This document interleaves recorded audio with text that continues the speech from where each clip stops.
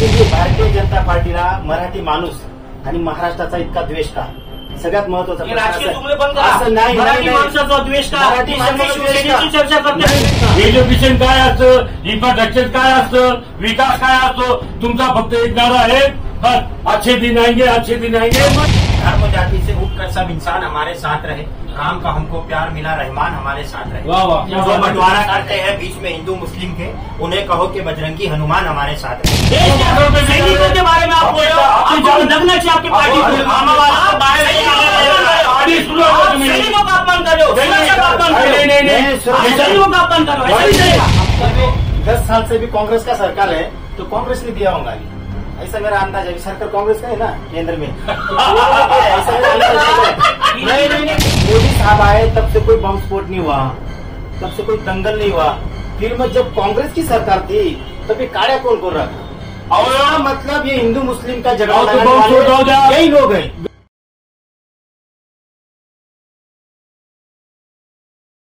राजनीति, आंदोलन, किसान, करप्शन, गरीबी, इन सभी मुद्दों पर आवाज उठाएगा अब तक न्यूज इंडिया. सत्ता के आगे जब भी सवाल कमजोर पड़ने लग जाए तो सवाल उठाने पड़ते हैं.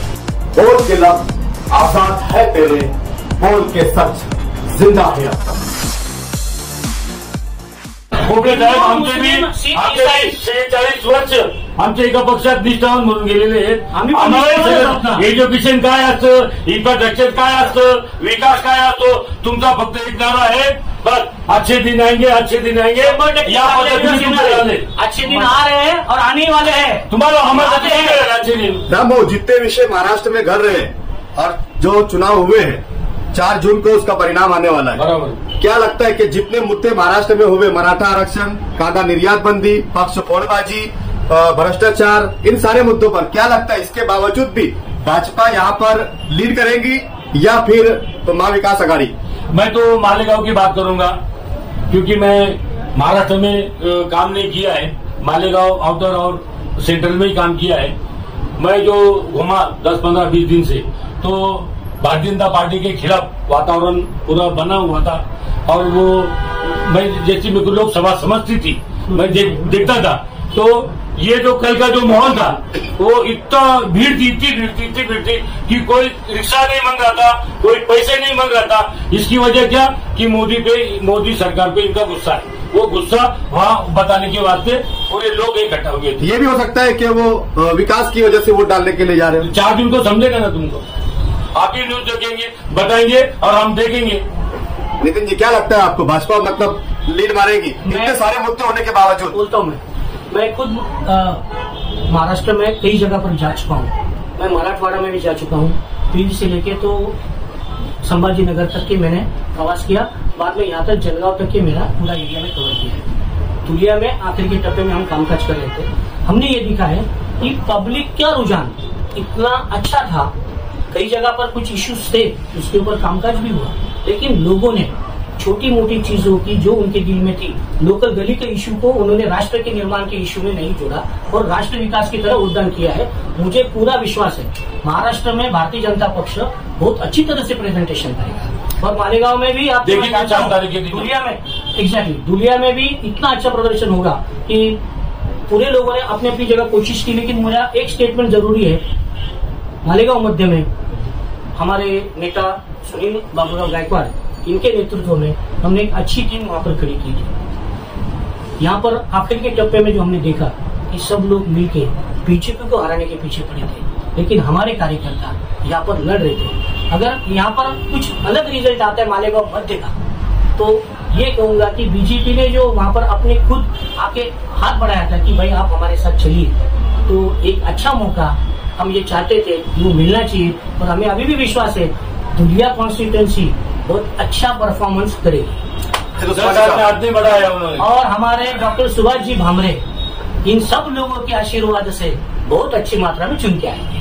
उस्मानी साहब, क्या कहेंगे आप? मुस्लिम वोटों को खास करके टारगेट करके नितिन जी ने कहा. देखिए, दरअसल में बात ऐसी है कि अब नितिन जी बीजेपी पार्टी से रिलेटेड है. वो जो गिलास में भरा रहेगा वही बाहर निकलेगा. बराबर है. लेकिन अब मेरा ऐसा खुद का साथी, मेरी ऐसी राय है कि धर्म जाति से उठकर सब इंसान हमारे साथ रहे, राम का हमको प्यार मिला, रहमान हमारे साथ रहे। जो बंटवारा करते हैं बीच में हिंदू मुस्लिम के, उन्हें कहो कि बजरंगी हनुमान हमारे साथ रहे।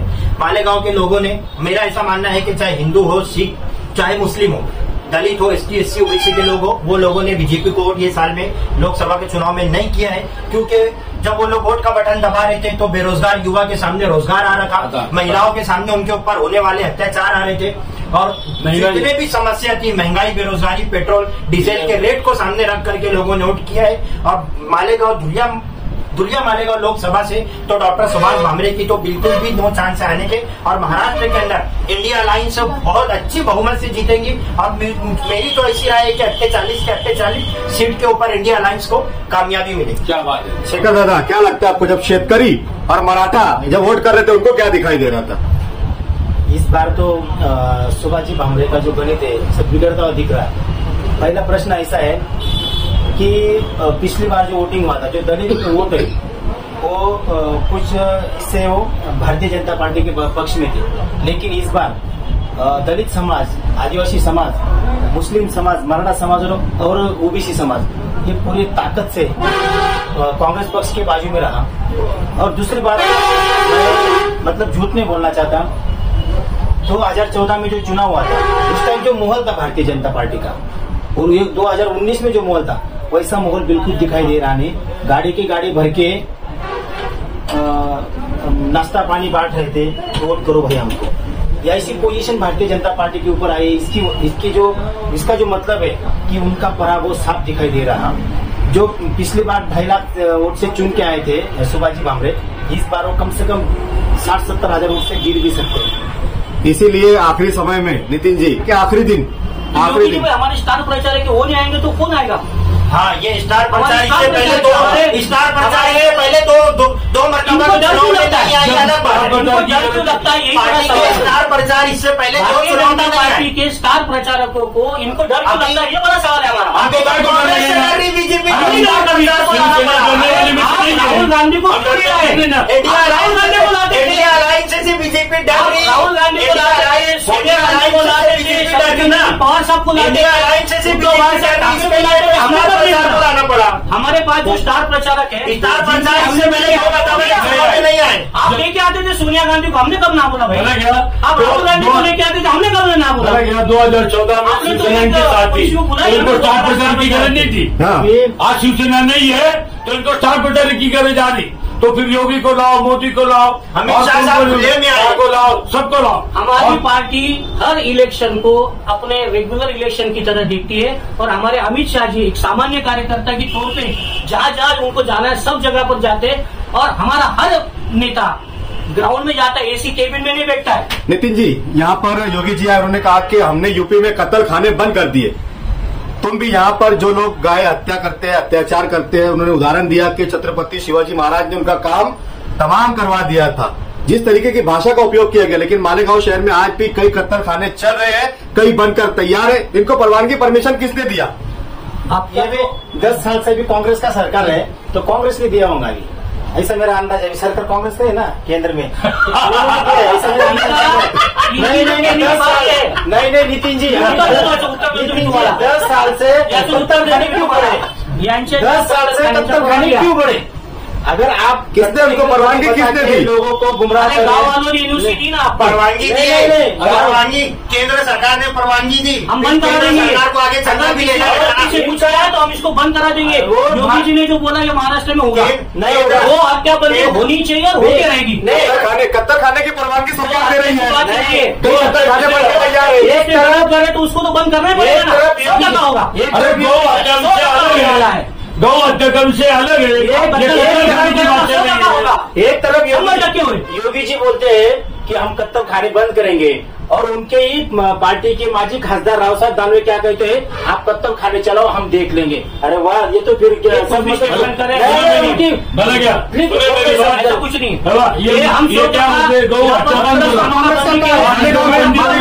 परवानगी दिया कत्ल खाने को? मालेगांव में किसने परवानगी दिया? कत्ल खानों के खिलाफ है, खिलाफ है। हम ये कत्ल खानों को बंद करके रहेंगे। अरे हम तो वही बोल रहे ना,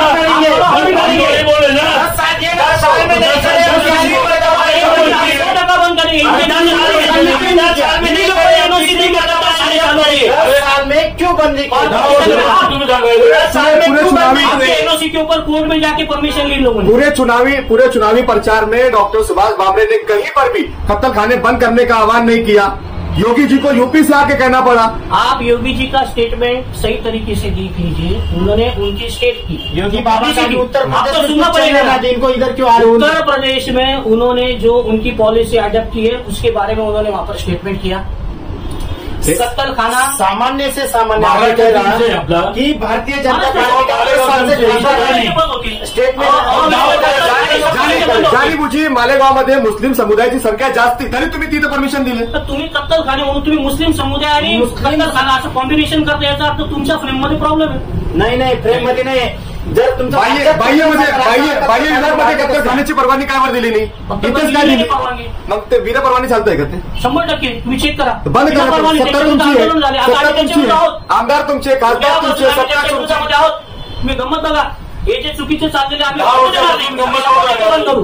आता बरेच लोग म्हणतात मोदी साहब आए, मोदी साहब आए तब से कोई बम स्फोट नहीं हुआ, तब से कोई दंगल नहीं हुआ। फिर जब कांग्रेस की सरकार थी तब ये काड़ा कौन कर रहा था? और मतलब ये हिंदू मुस्लिम का झगड़ा लगाने वाले यही लोग हैं। ये सैनिक मारून सैनिकांना मारून टाकले पुलवामा में क्या हुआ बताओ ना, क्या हुआ? वो कहा RDX कितना आया था, कहाँ से आया था, किसके आया था भाई? ये बीजेपी को जवाब देने मोदी साहब को लाना है, देश में जो बचा है अब तक नहीं समझ में आ रहा है देश की सुरक्षा के लिए क्या बोलना चाहिए। देश पहले लोगों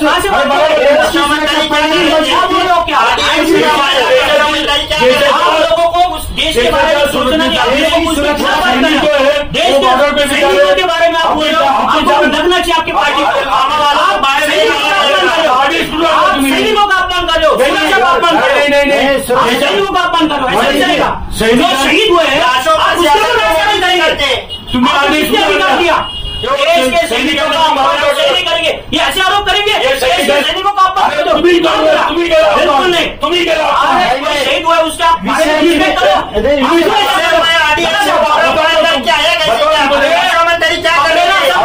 उनको क्यों जाने दिया, किसी को कुछ को नहीं छोड़ा है। सबसे रक्षा मंत्री मोदी जी के बराबर आने वाले के बराबर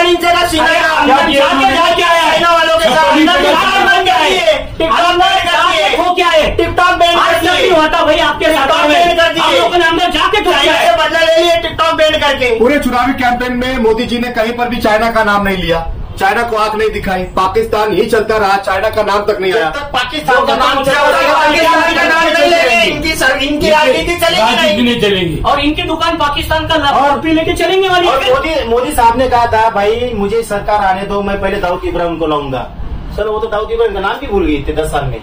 अगर कल ऐसी बात हुई, अगर उन्होंने बता दिया कुछ खबर मिल जाएगी। नहीं दाऊद इब्राहिम ने अगर बोल दिया जल्दी इनको कुछ खबर मिलेगी, मोदी जी मैं बीजेपी में आने वाला हूँ, तो भारतीय जनता पार्टी इनको भाई आपको डाल के सब अच्छा कर मिल जाएगी। नितिन जी बड़ा चैलेंज कर रहे हैं आप, बहुत बड़ा चैलेंज कर रहे हैं। देख लीजिए 10 साल में दाऊद इब्राहिम का नाम तक लेने की इनकी हिम्मत नहीं। स्टेटमेंट का क्लियर कर देता हूँ मैं। स्विस बैंक के पैसे आने वाले थे, काला धन आने वाले थे, के खाते में 15 आने वाले थे। क्या हुआ? 2022 में हर बेघर को घर मिलने वाला था, हर साल रोजगार मिलने वाले थे। एक साल में 2 करोड़ जवानों को मतलब युवाओं को नौकरी देने वाले थे, एक को भी दिया। के बेटे के अलावा किसी को रोजगार नहीं मिला। सिर्फ इतना है कि हमारा तो पीता है इंडिया।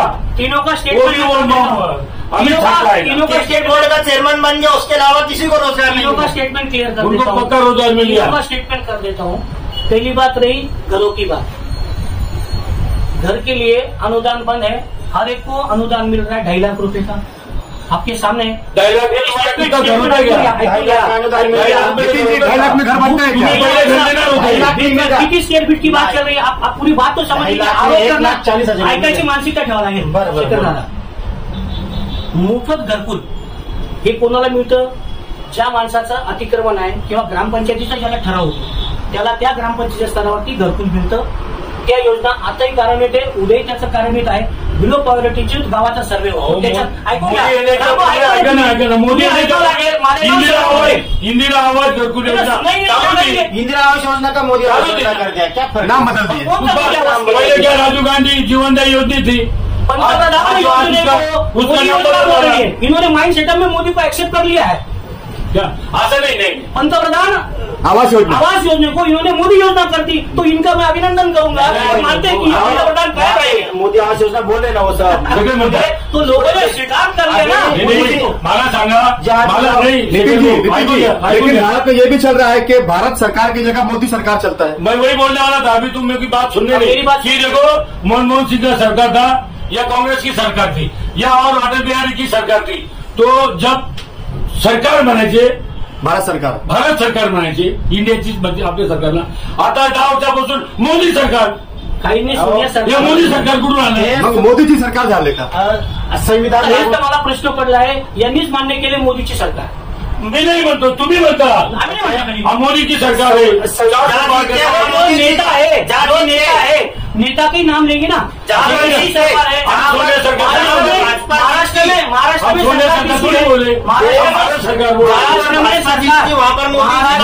मोदी जी का बैनर लगता हाथी, वहाँ जेपी नड्डा नेता है, तो वो अब पराजय उनके नेतृत्व में लड़ते हैं. हम उनके नेता के नेतृत्व में लड़ते हैं. हमारे नेता माननीय पंतप्रधान नरेंद्र जी मोदी हैं, उनके नेतृत्व में हमारी हर लड़ाई होती है. यहाँ पर कार्यकर्ता से लेके तो नेता तक एक ही प्रॉब्लम में होते हैं. किसी घर की प्राइवेट लिमिटेड पार्टी नहीं हमारी. देखो नितिन जी, देखो नितिन साहब, अभी मोदी जी का और 2-3 साल में वो राजनीति से बाहर हो जाएगा.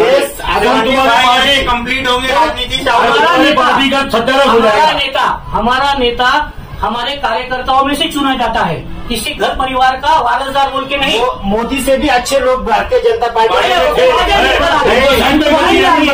वो भी आगे आएंगे. हमारे पास सबका काम है. अरविंद केजरीवाल ने बड़े आरोप लगाए कि कई लोगों की राजनीति खत्म कर दी. जो लोगों ने वो अपना घर देखना होने वाली है.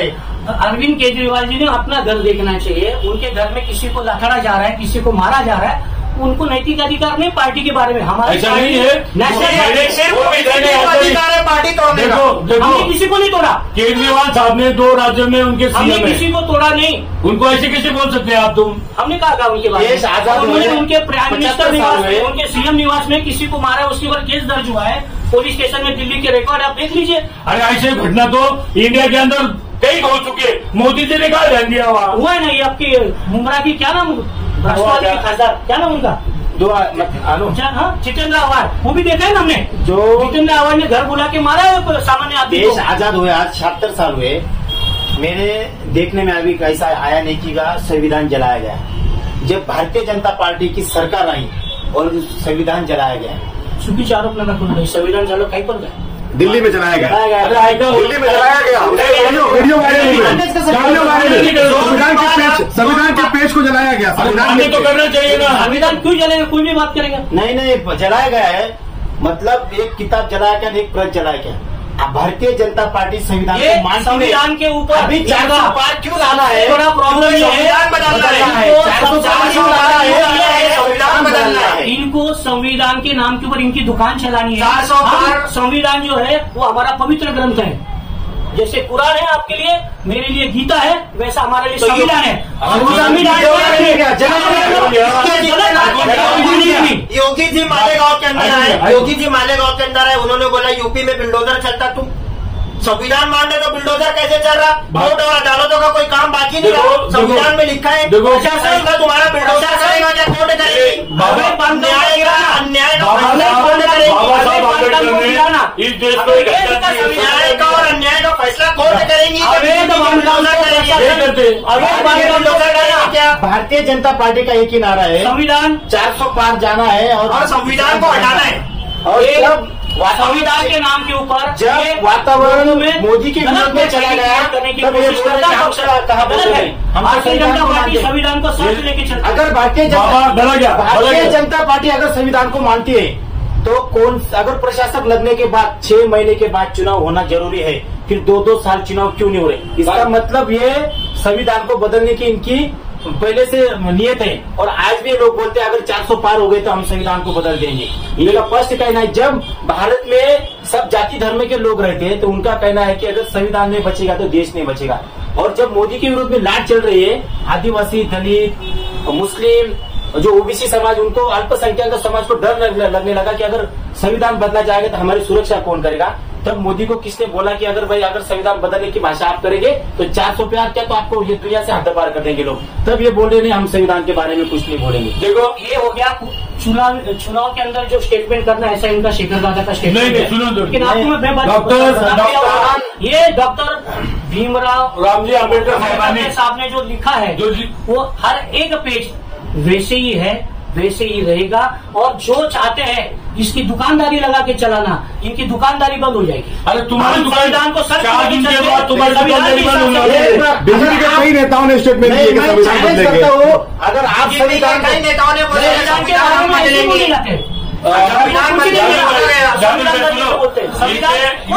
यूपी के बाबा साहब अम्बेडकर जी का इतना बड़ा यूपी के किसी मंत्री ने ये बयान किया है कि इस देश में समान नागरिक कायदा हम लागू करेंगे, महाराष्ट्र के 3 टुकड़े करेंगे, विदर्भ अलग करेंगे, मराठवाड़ा अलग करेंगे और बम्बई को गुजरात देके जाएंगे और तीसरा डब्बा ये उर्वरित महाराष्ट्र रहेगा।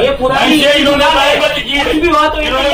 मुंबईला महाराष्ट्रापासून वेगळं करू देणार नाही। कोणाच्या माईच्या लालमध्ये ताकद नाही मुंबईला महाराष्ट्रापासून वेगळं करून द्यायची। और तुमचे चालेल तुमच्या मनामध्ये ते काय करणार, आमच्याकडे काही नाही। 100% मुंबई महाराष्ट्राचीच महाराष्ट्राचीच राहणार, फक्त असं होणार नाही। आणि जोपर्यंत उद्धव बाळासाहेब ठाकरेंची जी शिवसेना जिवंत आहे तोपर्यंत मुंबई कोणाचा बाप तोडू शकत नाही। मी कुठल्या जरी पक्षाचा नसेल पण माझं एक स्पष्ट मत आहे, तुम्हाला जर नाही सगळ्यात म्हणजे म्हणजे तुम्ही त्याला बोललो तुम्ही वेगळं म्हणताय, तसंच म्हणताय। तुकाराम महाराज म्हणतात सत्य सत्याशी केले बाई मानिले नाही बहुमता। जे खरं आहे त्याला खरं बहुमत मान्य करावं लागेल, बहुमत मान्य करावं लागेल ना।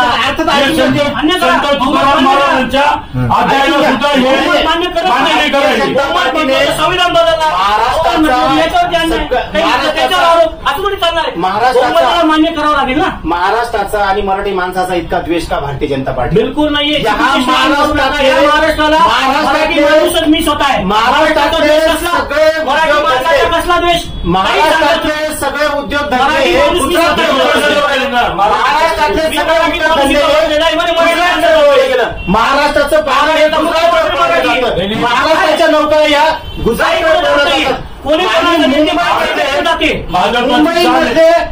मराठी द्वेषाची मुंबईमध्ये जे महत्वाचे जे ऑफिस होते ते सुद्धा गुजरातकडे हलवले गेले। अजूनही मराठी माणूस जागृत होत नाही। दिल्लीत कोण येईल ते आम्हाला सांगता येणार नाही, परंतु जर अशीच परिस्थिती राहिली तर महाराष्ट्रात ते 3 नाही पण 10 तुकडे होतील। म्हणून मराठी माणसाने यावेळेस ठरवलं आहे की मोदी काय कोणाचा बाप येऊ द्या परंतु मुंबईचे तुकडे आणि महाराष्ट्राचे तुकडे आम्ही होऊ देणार नाही। आणि हाच रोज आज लोक 48 पैकी मी सांगतो कम 30च्या वर खासदार बीजेपीच्या विरोधात राहतील हे लक्षात असू द्या। ही लाट आज सुप्त लाट आहे आणि एक रोष पण आहे। तुम्हाला संविधान नको, तुम्हाला अल्पसंख्याक नको, तुम्हाला हाई लोक नको, ते नको, मग तुम्हाला नेमकं काय पाहिजे? आणि आपल्यात एक मन आहे, भाऊ जाता जाता सगळं वाटोच केली जाईल। भाऊ म्हणून आमको 400 पार लाना आहे आणि सब बेच के जाना आहे। आपण जसं म्हणतो ना जाता जाता सगळं वाटोळ करीत होतं, तसं मोदी साहेबांचं धोरण आहे। आता देशात जे काही वाचलेलं आहे ते सगळं विकून टाकायचं, काहीच ठेवायचं नाही। खासगीकरण म्हणजे सर्वसामान्यांचं, शेतकऱ्यांचं, कष्टकऱ्यांचं, व्यापाऱ्यांचं ही सगळ्यात मोठी गोष्टी आहे। आज 18% जीएसटी लावतात तुम्ही, नोकरीवाल्यांना 30-30, 35-35% जीएसटी लावतात। नोकर वर्ग सुद्धा आज अस्वस्थ आहे। ज्या लोकांना पेन्शन मिळत होती त्या लोकांची सुद्धा तुम्ही पेन्शन बंद केली। ज्या लोकांना 20-20 वर्ष तुम्ही मिलिटरी त्यांना संधी होती त्यांना तुम्ही 3 वर्षानंतर तर मग ते युवक करणार काय पुढे भविष्यात? म्हणजे तुम्ही रोजगार युवकांना सुद्धा बेरोजगार करण्याचं काम भारतीय जनता पार्टीची पद्धतशीर चालू आहे। यांचा फक्त आमच्याकडे येऊ द्या आणि सगळे उद्योगधंदे, सगळे ऑफिस, सगळ्या नोकऱ्या या भारतीय जनता पार्टी मतलब मोदी साहेब आणि अमित शहा हे सगळे तिकडे पळून घेऊन चालले। परंतु आपले नाकर्ते नेते आजही अपयशी आहेत की ते रोखण्यात, परंतु इथली जनता जागृत आहे। इथला उद्योगधंदा हा मराठी माणूस, हा महाराष्ट्र आणि मुंबई ही वाचली पाहिजे ही सर्वसामान्यांची आजही कळकळ आहे। आणि भारतीय जनता पार्टीचं कुठलंही मुंबई वाचवण्यात कुठलंही ते मुंबई वाचवण्यात मराठी माणसाचा सगळ्यात मोठा हात आहे। आणि आजही सांगतो यांना गुजरातवाल्यांना आज सुद्धा वाटतं की मुंबई आमच्या ताब्यात पाहिजे, पण ज्या वेळेस गुजरातवाल्यांनी सांगितले की मुंबई आमच्याकडे पाहिजे पण त्यावेळेस मराठी माणसाने सांगितले जर तुम्ही आमची मुंबई इथून नेली तर तुमच्या घरात घुसून आम्ही नितीनजी, त्यावेळेस संयुक्त अभी हो गया मुंबईसह संयुक्त महाराष्ट्राचा जेव्हा चालू झाला त्यावेळेला मोरारजी देसाई जे ना त्यांनी हे षडयंत्र रचलं होतं. त्यावेळेला उद्धवजी ठाकरे साहेबांचे आजोबा प्रबोधनकार ठाकरे आणि भाऊसाहेब हिरे यांनी एक लढा दिला आणि त्याच्यात 105 हुतात्मे झाले. तेव्हा ती मुंबईत महाराष्ट्रात राहिली. एवढं सोपं नाहीये. त्यावेळेस कोणत्या देशमुख मंत्री त्यांनी सुद्धा राजीनामा दिला होता की आम्ही मुंबई गुजरातला जाऊ देणार नाही. बस नितिन जी खत्म करना हमको. आखिरी खत्म करने का एक मिनट ना धरती अभी एक रह गया था कि मालेगांव ये पावरलूम शहर है, पावरलूम सिटी बोलते इसको. और कई जगह इचलकरंजी है, भिवंडी है, यहाँ सब लोगों का कारोबार चलता है. यहाँ के जो कुछ हालात है वो हालात बताने के वास्ते लोग बम्बई जाते थे जिनके उनके लीडरान के साथ. आज वो ऑफिस का गया, दिल्ली के अंदर गया. तो ये क्या कौन सा विकास किया इन्होंने? मुंबई का ऑफिस दिल्ली चले गया. बिल्कुल गया ना. इनको पूछे कौन सा ऑफिस गया. टेक्सटाइल गेला ना, विचारा ना. आप बताओ, नाम तो बताओ. अरे तुम्हाला ते सांगतो गेलं ना धरती ऑफिस जागेवरती सगळं मुंबईत तुम्ही सांगताय आज्ञाच करत नाही. त्याला काय करत तुम्ही हात सुनतो राम भाऊ. बोला ना. कोणतं ऑफिस गेलं नाव तर सांगा. सांगितलं तुम्हाला टेक्सटाइल ऑफिस. कोणतं ऑफिस? अरे बोला ना. टेक्सटाइल ऑफिस होता है क्या? पर्टिकुलर नाम तो बताओ. ये डिपार्टमेंट यहाँ से वहाँ शिफ्ट हुआ. मला विचारापेक्षा जे काही पेपर छापून आलेले त्याचं बघा ना. राम भाऊ ते व्यापारी आहे. ते व्यापारी मला माहिती आहे व्यापारी आहे म्हणून मी जास्ती माहिती ठेवतो त्यातली. म्हणून मला माहिती नाही ते मोठे व्यापारी असतील. आम्ही छोटे व्यापारी पण व्यापारी तुम्ही शेतकरी आम्ही जीएसटी भरतो. आम्ही यांनी लागू केलेल्या जीएसटी आम्ही भरतो. मी कुठून लागू करणार? 12 संपूर्ण माझं जीएसटीचं ऐकून घ्या. सगळ्या देशांचा एक जीएसटी काउन्सिल असते. त्याच्यामध्ये प्रत्येक राज्याचा फायनान्स मिनिस्टर हा तिचा मेंबर असतो. ठीक आहे. भारतीय जनता पार्टीची जीएसटी काउन्सिल मेंबर का भाऊ? ऐकून घ्या. तुम्ही किती भी सांगितलं कोरोना जैसी सच्चाई मैंने बताई. कोरोना जैसी महामारी आई थी ना, उसमें हमारा जीएसटी का करोड़ों रुपया तुम्हारे पास जमा था. जब तुमने हमको दिया नहीं, लोग मर रहे थे. और जब हम मांगे तो दिए नहीं. और बाकी राज्यों में सेंट्रल गवर्नमेंट ने बहुत पैसे बांटे. तुम्हें हर राज्य को अपना हर महीने मिलता है. इनको ये तब तक मालूम होना चाहिए. अरे माहिती हर राज्य को हर महीने अपना अपना शेअर जो है वो आता येत असेल ना. आता मिळता है. आता गजारांचं सरकार तुमच्या सोबत आहे. आता येत असेल. त्यांनी क्लोजिंग किसान योजना जी लागू केली यांनी भारतीय जनता पार्टीने, तर ते 3 महिन्याला 2,000 रुपये देतात शेतकऱ्यांना. किती? 3 महिना 2,000 रुपये. आणि शेतकरी हा वर्षाच्या काठाला कम से कम 2 लाखाचं खत खाते घेतो. म्हणजे 36,000 रुपये नुसतं त्याच्या जीएसटी जातो. सरकार किती विषय हाच आहे. आपला मुद्दाच हा आहे की हा सर्व जे मुद्दे आपण उचलते याचा परिणाम निवडणूक मध्ये होणार का? 100% होणार. होईल. जनता येत्या 4 तारखेला आपल्या मतपेट्या बंद झालेल्या आहेत. मतदार राजांनी आपला सर्वोच्च संविधानाचा अधिकार इथे बजावलेला. संविधानाला मानतो तुम्ही ऐकून घ्या ना. आम्ही संविधानाला मानतो म्हणून तुम्हाला ते सांगतोय. आपण निवडणूक लढलो. हा निवडणूक इथं संविधान ते आधारावर झाली ना. हो संविधानाच्या आधारावर झाली. ती मान्य करा. त्यांना 24 तास ते राजकारणाचं स्टेटमेंट आहे.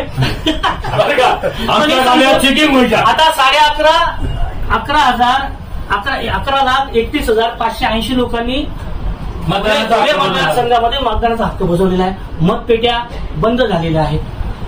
आरोप प्रत्यारोपाच्या पैरी खूप झाल्या. बरोबर. पण मतदारांनी त्याचा स्वतःचा अधिकार स्पष्ट बजावलेला आहे. मला माझ्या पक्षाच्या वतीने खात्री आहे की भारतीय जनता पक्षाचा उमेदवार 100% उत्तमरित्या कामगिरी करत मोदीजींच्या हात बळकट करणार आहे याची आम्हाला खात्री आहे. आणि आम्ही मतदारांच्या संपूर्ण दिलेल्या कौलला आम्ही आदराने स्वीकारतो. 400 पार का नारा भाजपा दे रही थी. भाजपा 200 क्रॉस भी नहीं करेंगी.